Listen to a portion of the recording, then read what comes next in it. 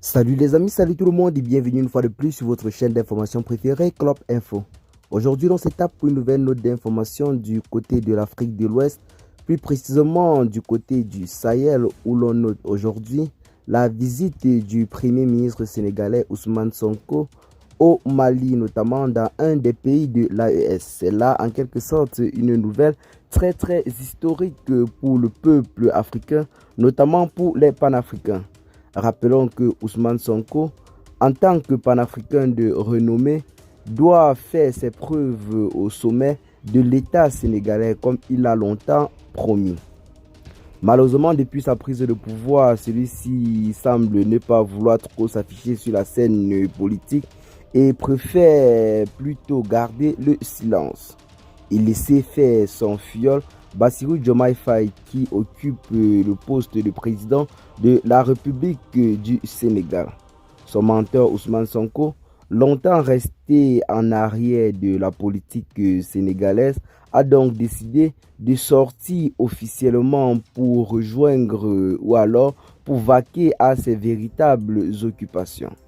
Le président du PASTEF, Ousmane Sonko, va certainement établir une ligne de démarcation vis-à-vis de son filleul Bassirou Diomaye Faye qui élève déjà des soupçons sur son véritable projet de gouvernement.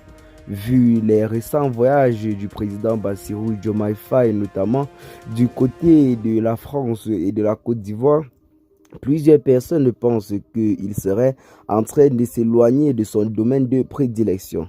Espérons que Ousmane Sonko doit corriger tout ceci avec cette visite du côté du Mali. En effet, selon une source d'AES Info, le Premier ministre sénégalais Ousmane Sonko entamera demain lundi 12 août 2024 une visite officielle du côté du Mali, marquant sa première incursion officielle dans le pays voisin depuis sa nomination. Cette visite très attendue suit de près celle effectuée par le président sénégalais Bassirou Diomaye Faye qui s'est rendu à Bamako il y a quelques semaines. Ce déplacement symbolise la volonté de renforcer les liens entre les deux nations et poursuivre la coopération au niveau politique et économique. Eh bien les amis, c'est là en quelque sorte une nouvelle très historique en ce qui concerne ce voyage du président Ousmane Sonko dans le pays du colonel Assimi Goïta. Contrairement à son filleul Bassirou Diomaye Faye, Ousmane Sonko se rend du côté du Mali pour élargir les relations de coopération sur le plan diplomatique, politique et économique entre les deux pays.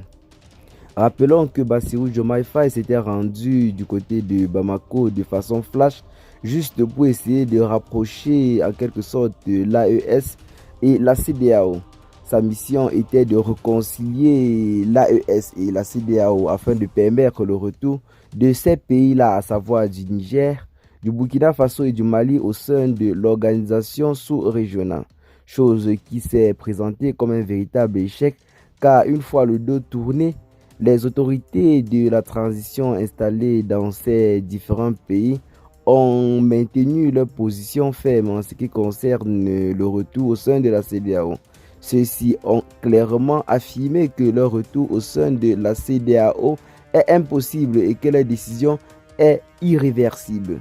Eh bien les amis, ce voyage de Ousmane Sonko du côté du Mali marque là un tournant décisif en ce qui concerne l'engagement panafricain de ce dernier. C'est une visite véritablement attendue ainsi que le discours qu'il prononcera certainement devant son homologue ou alors devant les autorités maliennes. Donc c'est là en quelque sorte une visite qui en ce moment fait déjà beaucoup de bruit sur les réseaux sociaux et attendons juste cet après-midi où l'on verra certainement atterrir sur le tarmac de l'aéroport de Bamako l'avion du Premier ministre sénégalais Ousmane Sonko. Eh bien les amis, qu'est-ce que vous en pensez de ceci?